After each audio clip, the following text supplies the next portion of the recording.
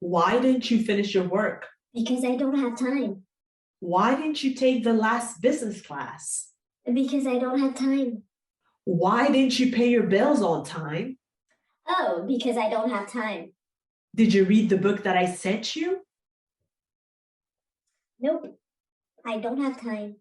Did you open your investment account? I don't have time.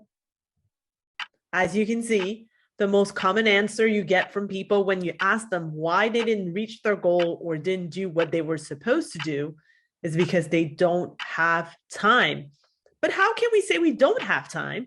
Richard Branson and Oprah Winfrey, they also have 24 hours in a day. I hear you saying, yeah, but they have a lot of people working for them. Yes, it's true now, but it wasn't always like that.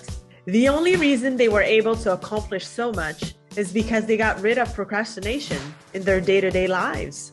In this video, I will give you the formula to be able to stop procrastinating and reach every goal that you have set for yourself. But before that, let's talk about the illusion of time. We don't have time because our evaluation or perception of time is dead wrong. Let me give you an example. Yes, you have 24 hours in a day. You're working 8 hours a day to keep things simple, forget about the commute time, and you sleep 7-8 hours. So with only those two activities, you spend 2/3 of the day without even noticing. Now you only have 8 hours left to do everything else. So if you spend an hour watching TV, another on social media or talking on the phone, and all of those other time vampires, no wonder you won't have time for your most important thing. No wonder you will feel guilty when your kids ask you to spend some time with them and you know you didn't do what you were supposed to do for the day or for the week. Those time vampires are also energy vampires. That's why you are so tired or feel like doing nothing after them. And this is the sweetest spot to give yourself a reason to rest. That's exactly the excuse you needed to push things for another day. But in reality, here's the reason why you push things. The biggest reason that pushes you to do or not to do stuff is if you identify that the thing is important to you or not. It's important, you'll do it. The rest, you procrastinate. And let's make it clear. Procrastination is not a decision that you make. Okay, ladies and gentlemen, let me procrastinate these things. A sequence of inactions lead you to procrastinate. So let me give you a few examples of what could be important to you. Going to work, or bring your kids to school, or not missing any doctor's appointments. So you always do them on time. The rest, you procrastinate, probably because you think that you have so much time in the future to do it, or there's this unwanted discomfort that comes with accomplishing the task that you're not willing to go for. Talking about discomfort, let's clarify. Either you accomplish the task or not, there's pain related to it. That's something I learned from Jim Rohn. You choose between the pain of regret or the pain of discipline. Taking action towards a big goal might often feel uncomfortable because you put yourself in a situation that you're not used to being in, but you know that otherwise you won't get the result. So you do it anyway because it's important to you.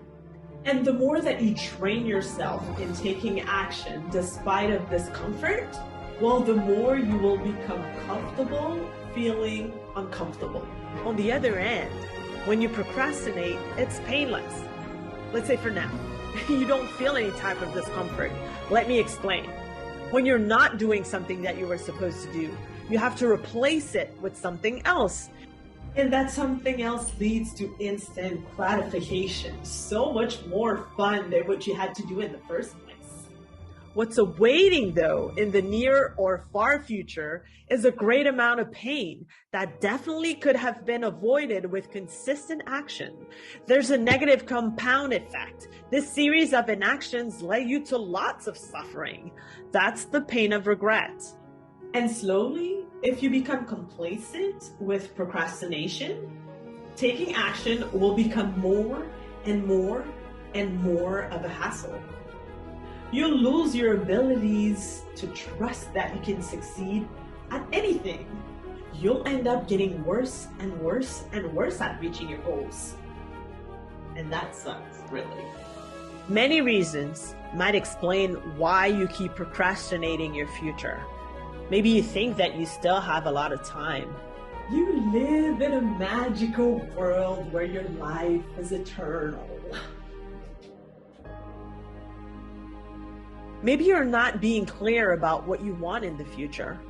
Maybe you feel overwhelmed because you don't know how to get going.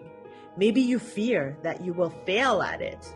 Or maybe you feel that you will succeed at it and you're afraid of that. Maybe you're a perfectionist and you wanting to control everything and wanting everything to be perfect leads you not to complete anything. Maybe you're just exhausted all the time and there's another problem lying underneath. Maybe you're in a bad circle of self-sabotage. Or maybe what you have to do is either too challenging or too boring. The last 2 years gave us a big wake-up call. It's as if all of a sudden the world has a sense of urgency. Many people in their midlife started thinking and introspecting on how they've lived their lives, what they have now, and how they want to live in the future. And yes, many people realize that they have been procrastinating their future for way too long and that living on autopilot is not fulfilling. On my end, one of the biggest struggles I had with procrastination was when I first started with my online business. I never believed I was ready enough.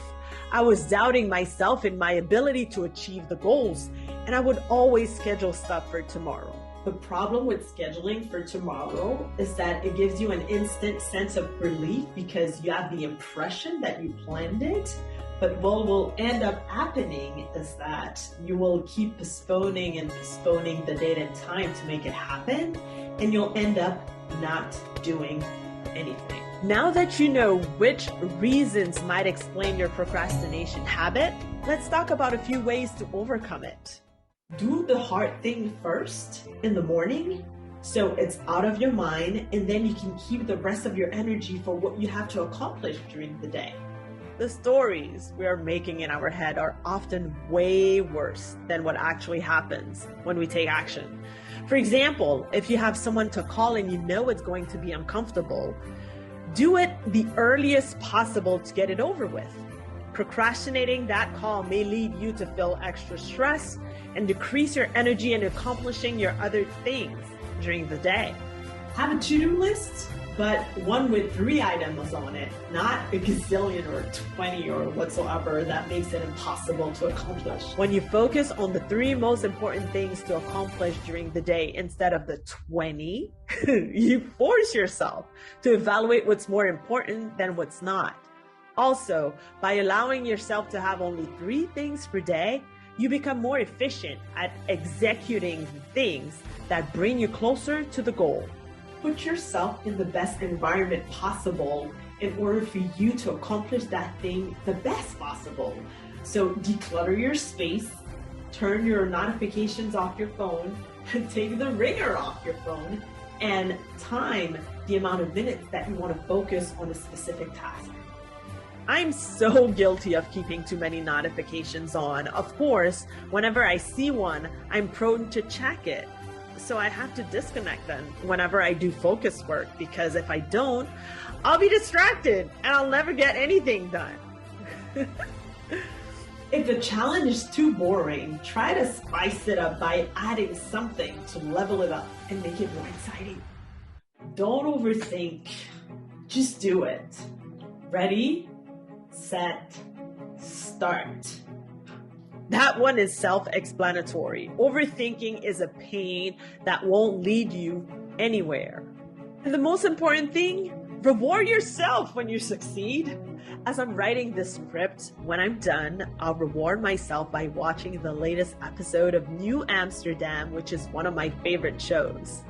I know what you might say now. Woo! Woo, Fabienne, thank you so much for all this great information. Thank you so much for letting me know where my procrastination might come from, and thank you for giving me solutions. But now what? What do I do with it? How can I create more and more habits that will allow me to reach my goals more often and create a balanced and peaceful lifestyle?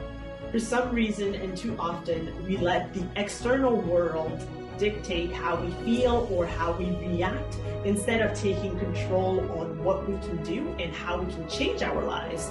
Watch the next video, because in there I share with you the 12 small habits that can change your life, and it's definitely the logical sequence to watch after tackling procrastination with this video. See you there.